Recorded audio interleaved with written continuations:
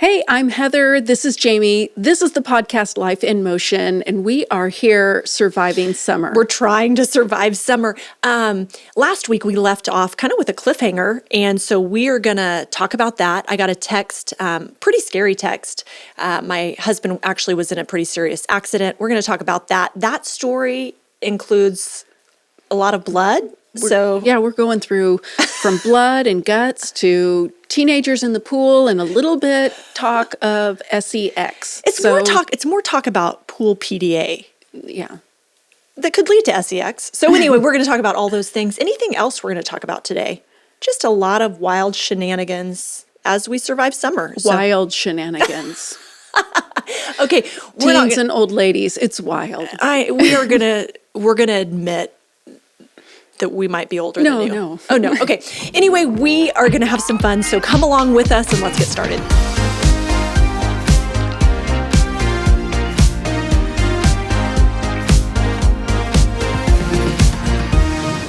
So I have a new driver. Oh, yeah. My third driver, and he doesn't have very much experience, but he's very confident that he is a good driver. And he just wants to go he's just like, I'm just going to go and do this. And I'm like, sure. No, you're not. He doesn't have experience driving in traffic. It's just like, you only get to drive very early in the morning to your sports practice and then back home. And that's it, because nobody else is on the road. But last night, Whit is out of town. Zuzu is having a sleepover with a couple of friends. Right. Elliot comes in and he says, I'm bored. I'm going to go to this skate park. And he loads up his bike. And I was like, okay, it's 9:00 at night. It's a couple of miles away. Yeah. He loads up his bike and I said, just don't do any jumps or anything, because I can't go to the emergency room tonight. Wow. I've got this sleepover happening. That's how you send him off. Have fun. I will not go to the emergency room. Yeah. If anything happens, I feel like you're speaking death over him. Okay, good. No. Anyway, B and I are on the couch. It's going on 10:00. Our movie is almost done. We're watching a movie, and in bursts Elliot, and he's like, Mom. Oh, no. And he's got blood pouring down his leg. And I'm like, oh my gosh, what happened? Which, this is very common for him to scrape himself, jump off of something, whatever. I don't know. He always is bleeding. Small amounts of blood. There's always scabs that are being scraped off, and he's just always bleeding. It's really gross. Like his bed. Too much. Too much. Yes. He just is one of those kids that, he's got a million tiny little scars on his face because just the stuff he did when he was a little kid. When he was little, we were watching him while you and Whit were on a ministry trip to Africa. Yeah. And we had Elliot for 6 or 7 days, and Eleanor was a baby, like 6 months old maybe, I guess something around there. And we went to a playground one day, one of those playgrounds where there's a really, really, really, really high, tall slide. Yeah. And so I was like, let me get Eleanor out. We'll go play on the playground. And it was Elliot and Chase. Okay. So I turn around and get Eleanor. I turn back around and Elliot was on the tip top of that. And I was like, it's one thing when he does that and he's with you. And I'm there. Yeah. But I was like, I'm going to need you to come down right this second. And he did. So it was fine. But that's him, where he's just like, is he okay? Well, he came in and he had a gash that's like 5 inches long running down his calf. Did you have to go to the urgent care? No, I'm not. Urgent care is closed. And I'm not. It's not worthy of an ER trip. So I'm like, I'm just going to have to figure out how to bandage this up. So I got out the super glue and pinched it together. And well done. Yeah. Well done. So when I get home today, I'm going to take off the Band-Aids that I put over the top of it and see how it's doing. Oh my goodness. But that reminds me of a time where there was a lot of blood in my family. We talked about this a little bit last week, but I got a text. It's been 2 weeks ago now. I got a text. I'd just taken a shower and just started to go to bed. Eleanor had been tucked in, and my teenagers were in the living room with a friend. And I was like, I'm going to go read. And I shut my door and I sat down. I got a text from, an unknown random 5-digit number. So I immediately am skeptical. You know, it's just like I get those AT&T texts when my bill's paid that says, you've paid your bill. Now click this link for a free gift. And I'm like, no way am I clicking that link. And you're somehow going to charge me or steal my password or whatever. So I get this text and it says it's Life 360, the app where you Track where your you people. you spy on where you your spy on people. your family. And it said it appears something like this. It appears Brian Job has been in a collision. Please call him and check on him. And I was just like, well, what a dirty, nasty trick to play on me. So I called him just in case I didn't click on the link because it says you can click and see his location. And I was like, I'm not clicking on any of your spam links. So I called and went straight to his voicemail. Side question. So you're getting tucked into bed. Were you at all annoyed? Like, I don't remember being I don't remember being annoyed at Brian, but I do remember being annoyed at the spam text that was coming through requiring me to call and check on my husband when I'm positive everything's okay. Do you know my husband? Very responsible. There's nothing possible that could be going on with him. If I would have gotten this for one of my kids, I'd be concerned. But so maybe a little annoyed. that's my kind of go-to. It's like, oh, come on. I don't have time to go to the hospital right now. Well, I called the number and I went to his voicemail and I was just like, well, obviously he's fine. He would have taken my call to tell me, yes, in fact, I've been in a wreck. But being the good wife I am, I also texted him and I said, 360 just said you were in a wreck. I need you to call me right now. And so I sat there and Chase came running into the room and said, did Dad just get in a wreck? Because he also got the 360 notification. Who didn't come running is Cooper because he's oblivious to everything that happens in life. But Chase, did Dad get in a wreck? I was like, I don't know. I'm sure everything's fine. So he's like, okay. And so I just sat there. He didn't answer my text. So I was like, he got in a wreck.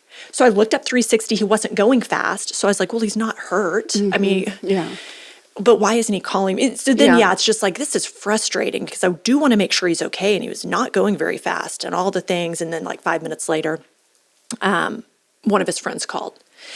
Everything's fine. When you start the conversation like that, it's like, oh crap, everything's not fine. Everything's fine. Brian has been in a motorcycle accident. I was like, I didn't even know he was riding motorcycles. So I was like, what? We are at this hospital. If you want to come and join, I'm like, oh. Well, they go to the hospital fast then. They were like a mile and a half from the hospital. So they got him loaded up and taken to the hospital before they even called me. So I head out. I'm like, Cooper, you're in charge. Come to find out, like yesterday, Cooper and his friend Seth went to the lake and were hanging. He was in charge. He was babysitting the house and the kids, and he went to the lake. He's Cooper's like, Mom said you're in charge, and whatever. Chase is always in charge anyway. It was fine. I went to the hospital and I walked in, and I immediately saw Aaron, the friend that had called me, and I said, where do I need to go to find Brian? And he's like, just have a seat right here. The nurse is going to come right back out. And something in you kind of feels weird about that. Yeah. But I mean, he's our friend. So I sat down and I was just like, I should gotta get back there. And so the nurse came out. So I stood up and I said, where should I go to see my husband? She goes, oh, he doesn't want to see you. So first, let's just say he's now fine and he did have a concussion. So I'm going to say that his concussion was fogging his brain is what I'm going to say. I was like, excuse me? She's like, he doesn't want to see you right now. He's got somebody with him. So it's Lee, his best friend. And I'm just like, oh my gosh, those two. He just like, I'll come back and give you a report. I can't remember what else she said because I went straight up crazy wife. I was like, so my husband that has a concussion and his best friend, they're back in some room deciding if the spouse gets to see him. So my husband is not of sound mind, and you're telling me he's in charge right now. Or is his friend, which one of them's in charge? Because I need to get word back to them because they're going to have a price to pay tomorrow if I'm not back there in 2 minutes. And she's like, I'll be right back. And I was like, thank you. So then I sat back down like very calmly, like Aaron and the other guys are just like, oh my goodness. So I just sat down. She came back out and she goes, come on back. I was like, thank you. Yeah. She said, I told your husband I was a little bit scared of you and you should probably get back in the room. So there was not a little bit of blood, but there was a lot of blood. So Brian was in a motorcycle accident. They were on private property, lots and lots and lots of acreage with gently winding paved driveway, like long driveway, like a mile. And they were not going fast. They topped out going on the straightaway. I mean, Life 360 told me on the straightaway, the top speed was 36, and Lee and Brian both think maybe around the curve, maybe 30. And he's an experienced rider. And a very cautious And person. this would not happen to him. Yeah. But it was like blunt force trauma to his face. So in the emergency room, it appeared that he'd broken his nose. His lip was So very, swollen. very large. Yeah, Very, when we got there to see very him, gross. and you walk in the room, right after the accident, anytime you get cut on your face, you bonk your head and your head splits open, it's a lot of blood. Yeah, It looks yeah, worse than it for is sure. just because for some reason you just It just bleed squirts. a ton. Yeah. it's really gross. Which I think probably what he did was he's bleeding somewhere from his Yeah, face. trying to figure out and where he- it And is. he's touching his face and he just ended up rubbing blood all over himself. So when we went in to see him, like he is was rough. red as a brick. Yeah. Because he has dried and blood very everywhere. swollen. Yeah, I'm very sure. I hope he swollen. doesn't listen to this episode. Very gruesome, and so. But praise the Lord. He was. All injuries were superficial. Nothing broken. Nothing. CT scan clear. Chest X-rays clear. All the things. No major gashes that require plastic surgeon to get involved. But what's interesting is I should have been concerned for him. And I will say part of it is I do think that God gives this to you as a parent, as a spouse. Like when they called me, I never felt like I had peace. Like I never felt like, oh no. Even when they said motorcycle accident, which should be pretty scary, I never felt that. So I went in a bit frustrated because of the way things were lining out.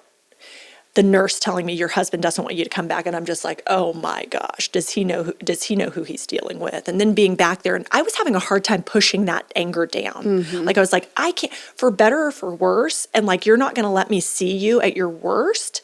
And if I speak for him, if I may, for a second, he wanted to be cleaned up. He didn't want it to freak me out. It was a lot of, he didn't want it to be a traumatizing experience, but I'm not seeing any of that protection. I'm just like, oh, really?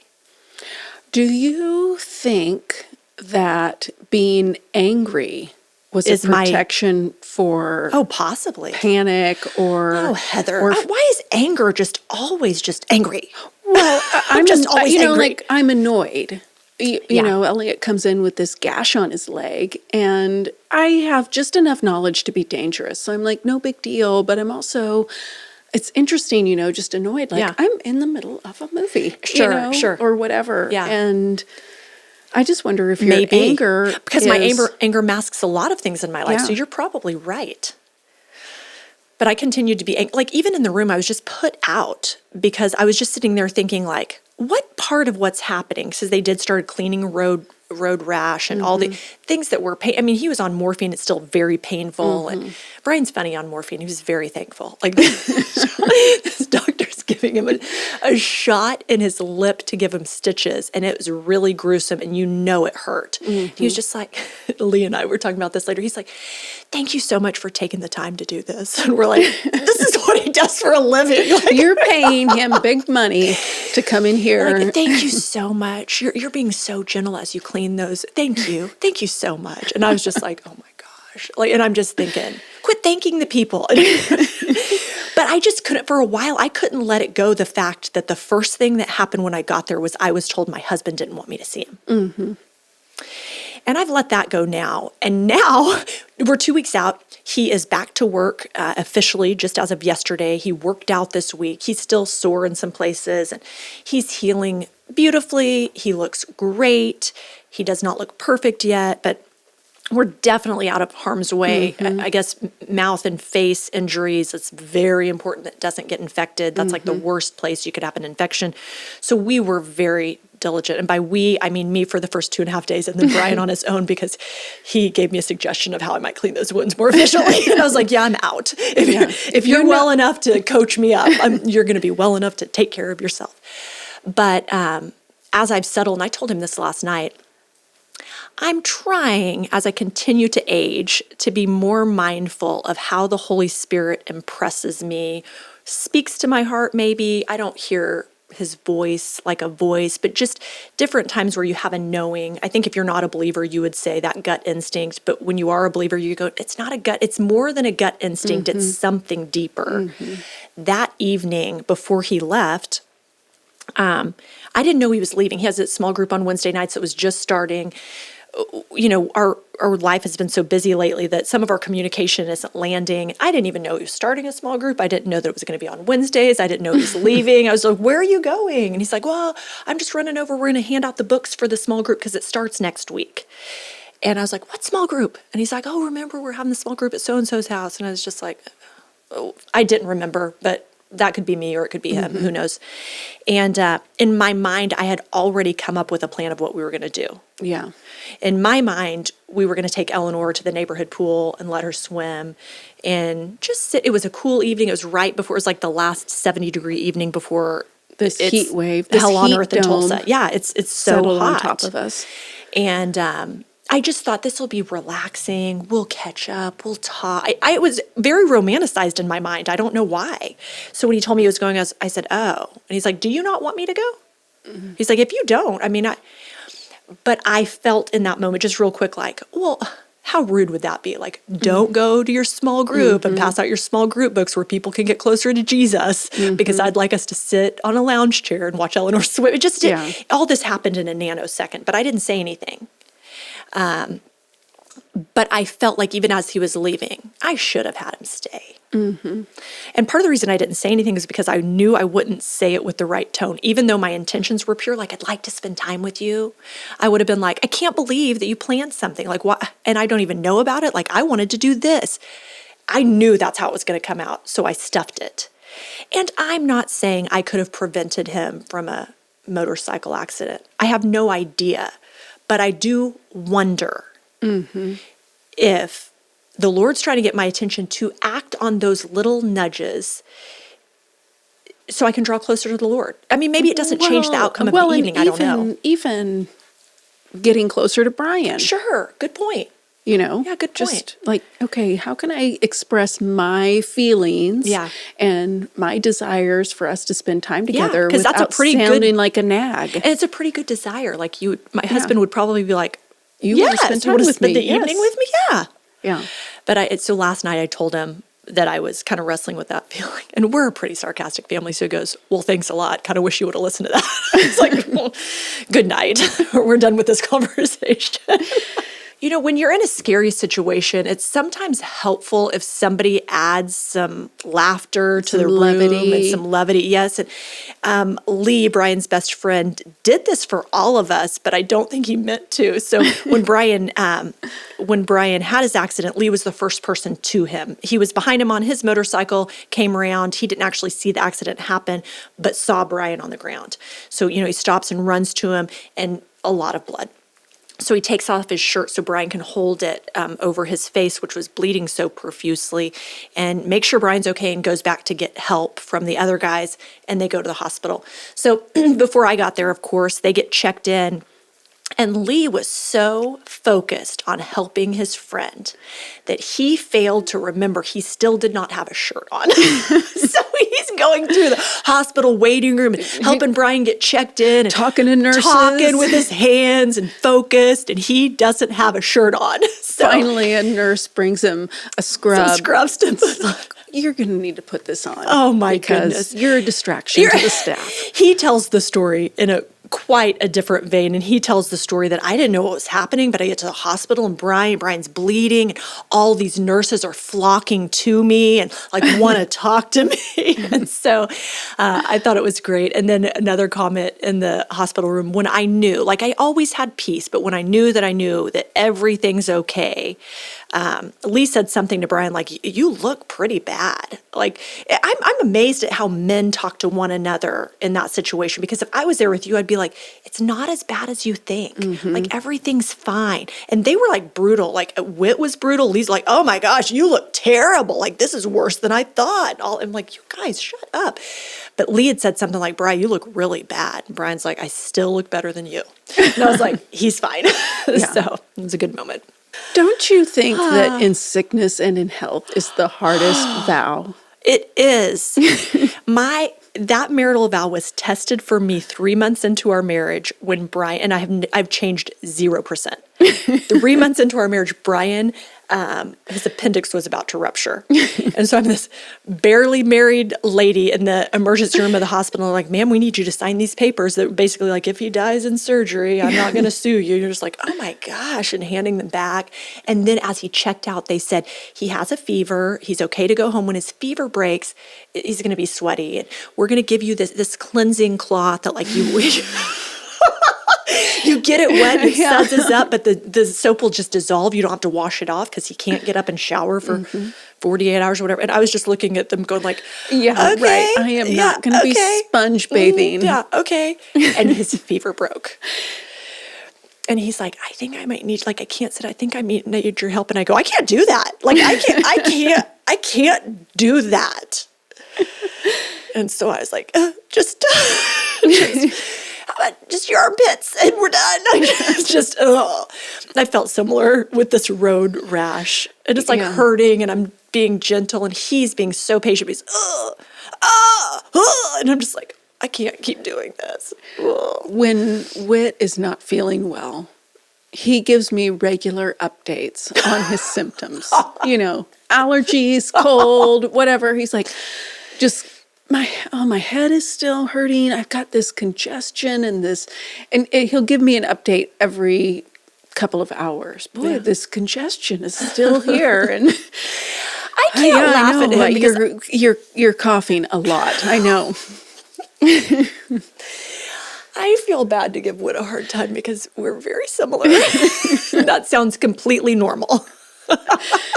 It's a lot. It's a lot. Well, as we're surviving summer, this little bump in the road, that was a pun that I didn't intend, but now I do. This bump in the road or whatever happened that Brian flew off of his motorcycle has made me think like, it's hard to get through summer. It's not just this, but like had we gone to the pool, I would have asked Brian this question. He's not here, so now I'm going to ask you. I'm going to move into surviving summer with my teenagers. Oh, yeah. Just for a quick second. So had Brian gone to the pool with me that night, I bet we would have ended up having this conversation, and we didn't. So now tag, you're it. How much, especially if you have a younger child, how much pool PDA is too much at the neighborhood pool? Ooh.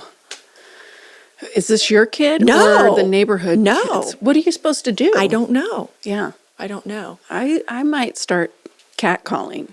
Get a room. Oh my goodness. I was at the pool with Eleanor the other day and there were these kids, like I never know how old anybody is unless my kid's that age. And then it's pretty obvious. So these kids were likely 15 or 16 because I've got a 15-year-old and a 17-year-old and they were right in there. And they were just young. And I don't know. I'm getting old. I know it. But they were like, she had a two-piece on, very modest two-piece. She seemed very sweet. But he was giving her like a piggyback ride in the pool, and she's just arms wrapped around him, laying her head down. And I'm just thinking, that's not really enough clothes to be laying down on top of his back like that. Yeah. I was just wondering. Things are different in a pool. Feel different in a pool. Oh my goodness. Well, I think it was too much, and it makes me concerned because I have boyfriends that have boyfriends. I don't have any boyfriends. Oh my gosh. I have sons that are boyfriends. I have sons that have girlfriends that go swimming, and you got to tell them. I don't think you should be touching in a pool. Okay, that's what I'm gonna. Those chicken fights and all of that. Yeah, it's a bad idea. I know what you need to do about pool PDA. Yes. Okay. Take some pictures. Oh my gosh. Post them on your neighborhood Facebook group. Cover up the kids' faces, but just say, do you recognize this bathing suit? Hey, parents, how much PDA physical contact is good for the neighborhood pool? Or, Just doing I a could quick never. poll, doing a survey. I could never, but somebody in my neighborhood would. And I think if I go to the pool often enough, I could set somebody else up to do it because the people on our Facebook group for the neighborhood are hilarious. Yes, you should. Oh my and goodness. somebody's going to get in trouble and hate you, or whoever ends up Not posting me, it. because somebody else is going to post it. But I don't know if I can do it. But I am concerned about these teenagers because by the end of the summer, she just might be pregnant. she might be. Oh my goodness, that's too much. I think that's the perfect solution. Public humiliation. Yeah, that's going to go over really well. Yeah. Oh my goodness. The fact that for a second I was thinking, how do I get it on the Facebook page really says a lot about my immaturity. So I got to move on. These parents need to know. But it was really eye-opening to me because I thought, I need to have some conversations with my kids about my pool expectations Yeah. of them. Yeah. And most likely these kids aren't on the Facebook group, just the No, they're parents. not, So you yeah. could put a, note to the parents like, be discreet. Don't say you could saw do no this. pictures. You could do no pictures. You and could. just- Well, but the picture is more fun. Listen, one time I just made a simple comment on the Facebook group because people were all trolled up about something. And I was like, I actually have an opinion about that. So I put it. Brian was out of town on business and called me and said, stand down. And I knew exactly what he meant. He's like, no more comments. And I was like, okay, all right. I don't think I'm allowed to post on the Facebook group because I am opinionated Yeah. with zero relationship. If only you could be anonymous, just a anonymous troll on that neighborhood. You're trying so hard to get me in trouble. I mean, I will not do it. Sorry. A little something to spice up your summer. I'm going to pray that those kids' parents listen to our podcast and they don't know it's their kid, but they're like, you know what? After hearing Jamie, I'm going to have a talk with my teenagers about pool etiquette. Yeah. That's all I'm hoping for. Oh my goodness. I'm finding that being in ministry and your church is the parent organization of the school that your kids also attend. Seems to me like there's some weird lines of what you do and don't talk to other parents about. It's weird. You don't feel like it's weird sometimes? What do you mean? Oh, like I think there's some kids at the school that were, and I tried to do my homework because Eleanor is certainly not perfect by any stretch of the imagination, but she was having some hard time with some kids in her grade. And I talked to her teacher, and I'm just like, because I was getting fed up of the story she was bringing home. I was getting angry because what do? I was getting angry and was like, I reached out to her teacher and I was like, is it Eleanor? Is she a drama queen? Because I'd like to properly parent her through this. And I cannot keep crossing the exact same bridge after school every single day. To which her teacher replied, it is not Eleanor. I was like, well, could you deal with this? Yeah. But she asked me, did I happen to have a relationship with the other families? Maybe I could, like they're trying to work it from the school side, but maybe I could interject myself from the parent side. And then I was like, well, we all go to church together and we all, it just makes it more, like when I was a kid, my mom would say things to me like, we don't like that kid. You're not allowed to play with them. Moving on. Yeah.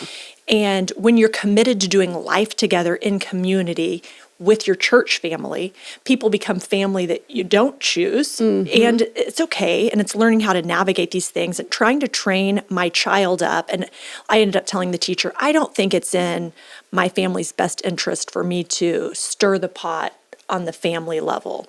But I'll train up my kid. Yeah. I just told her, not every friend is for you. I mean, God's made different personalities. I did the whole Pastor Willie George. Some people are nose, some people are an armpit. You're still part of the same body. You don't cast them out. You need to choose differently. Choose the people that choose you back. There's plenty of kids that choose you back. That's who you choose. But we're kind of drawn to the Yeah. the ones that are I hurtful. usually text. I'm so thankful for text. Because then I So can we just don't send have a to really cute, I deal can with just you. send a An little emoji? 2 or 3 sentence note to say, hey, I just want to let you know that my kid came home today talking about this conversation that they had, and I'm talking to her about it, but I feel like there might have been some hurt feelings, so you might want to ask your kid about it so Why that didn't we talk about this when we were still in school? I could have done that. I should have brought this to you. Yeah. But, but that I Yeah. also have a relationship with the parents. My Lucy, 18, is going through some friend angst Yeah. right now. Just like, this is a problem with all this is current. all Well, girls. She's just all graduated girls. too. Everything's changing. Yeah, they're all changing, but some of her friends have found boys to hang out with during Yeah. the summer. And this is very common for girls that when you find a boy that you like, you just drop Hopefully you don't go to the everything swimming else. pool with them. But that's a Yeah. whole sidebar. Hopefully not, but you just drop everything else to hang out Yeah. with that boy. So she's feeling rejected and Sure, left left out out. because these people that she has been great friends with now are not inviting her to do things because they're hanging out with boys. Yeah. And so, I'm just like, well, she keeps talking to her friends about it, like, this is how I'm feeling. This really bothered me when you did this. for And so her. I said, well, do you think that their moms know? Are they talking to their moms about it? And she's like, oh, no. Right. So but she's 18. Right. So right. do I drop a note No, to the 18-year-old's no, mom and no, say, no, hey, no. just heads up? No. Last year, yes. This year, no. I think. I'm not sure. I know. I just keep It's hard. trying to coach her and you Yeah. keep working on your relationship. And Relationships are hard. Married relationships are hard. Parent-child relationships are hard. Our kids' relationships with their friends are hard. There's just a lot of learning. Ugh. It's interesting that you said that. Cooper, with his... I was not going to talk about Cooper all summer. I was going to give him a break. Oh, he's fine. He's fine. He, with his girlfriend, it's interesting because last summer he had his first girlfriend that didn't last, and that's all we'll say about that. But he learned a lot of lessons, but she was always around. He was always with her. She was always with him. It was just a lot. And so then he was, really hesitant to ask anybody else out, even to just like, let's hang out and see if we like each other. He didn't want to do that again. And so now his current girlfriend, like just last night, he's like, I need to check with her and make sure she's cool with the amount of time we spend together. And I said, what do you mean? He's like, we barely see each other. And he's like, yeah, I'm going to be a senior. I don't want to miss going to the lake with my buddies, and I've got to work to pay for my gas, and I've got to, I've got these sports and stuff. And he's like, I mean, I'm setting aside time for her. It's just not very much. I was like, well, if you're thinking that, have the conversation with her and see what, but just he's in a different season of life, so he hasn't dumped anybody for her, but still highly values her. So I hate that for Lou. Yeah. Well, you live and learn. all the things, all the things. We're starting to sound old. We are so old, Heather. Maybe we need to quit while we're ahead. We're complaining about teenagers at the pool, and probably next will be their music is too loud. Oh and my goodness. Their shorts are too short. Yes. Their hairstyle. Yeah. I'm not concerned about their hair, but I am concerned about their music and their drugs. And their drugs. What happened to us?